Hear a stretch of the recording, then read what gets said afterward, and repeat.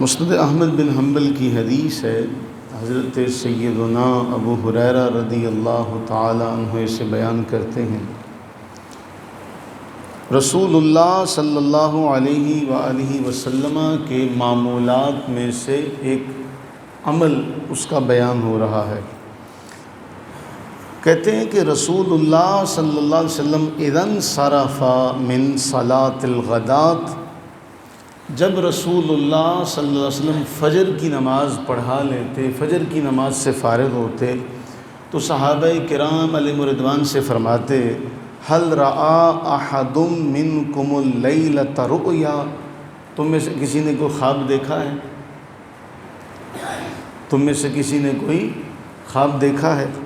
تو احادیث طیبہ میں آتا ہے، پھر جس نے خواب دیکھا ہوتا وہ اپنا خواب بیان کرتا، اور رسول اللہ صلی اللہ علیہ وسلم اسے خواب کی تعبیر بیان کرتے۔ اچھا، بعض اوقات بعض روایات میں ہمیں ایسا بھی ملتا ہے کہ اللہ کے نبی علیہ السلام فرماتے، آج میں تمہیں اپنے خواب کا بتاتا ہوں۔ یعنی کبھی صحابہ کرام علیہم رضوان سے پوچھتے، یعنی آپ کے یہ معمولات میں سے تھا۔ پھر ایک جملہ سیدنا ابو ہریرہ رسول اللہ صلی اللہ علیہ وسلم سے بیان کرتے ہیں کہ رسول اللہ علیہ السلام نے فرمایا، اِنَّهُ لَيْسَ يَبْقَى بَعْدِي مِنَ النُّبُوَّةِ إِلَّا الرُّؤْيَا الصَّالِحَةُ، اب اور اسی طرح کا جملہ جامع ترمذی میں بھی ملتا ہے، لم يبقى من النبوة الا المبشرات، کہ نبوت کے بعد، یعنی میرے بعد نبوت تو ختم ہو گئی، نبوت کا دروازہ بند ہو گیا، ہاں نیک خواب ان کا سلسلہ باقی رہے گا۔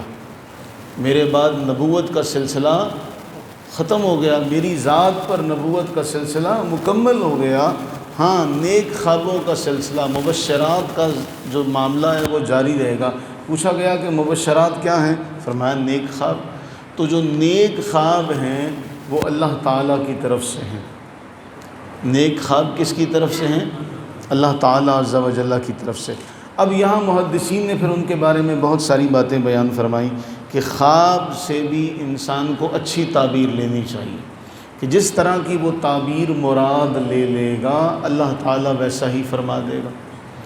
تو یہ بھی نبوت کے بعد جو اللہ تعالیٰ کی طرف سے بشارتیں ہیں یہ ان کا معاملہ۔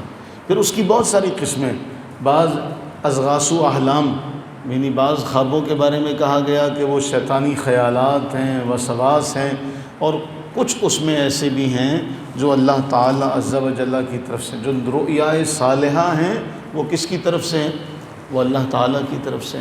تو ایک بات بڑی اہم ہے کہ رسول اللہ صلی اللہ علیہ وسلم نیک فعل لیا کرتے تھے، اچھی فعل لیتے تھے، اچھی فعل لینا آپ کو پسند تھا، تو انسان کو کسی کو بھی کوئی خواب آئے تو وہ اس کی تعبیر اچھی لے لے تو اللہ تعالیٰ کے فضل و کرم سے وہ خواب ویسا ہی ہو جائے گا جیسی اس نے تعبیر لی ہے۔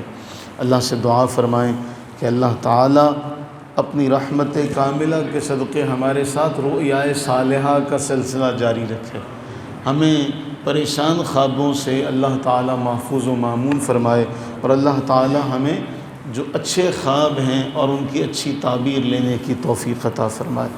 آمین ثم آمین۔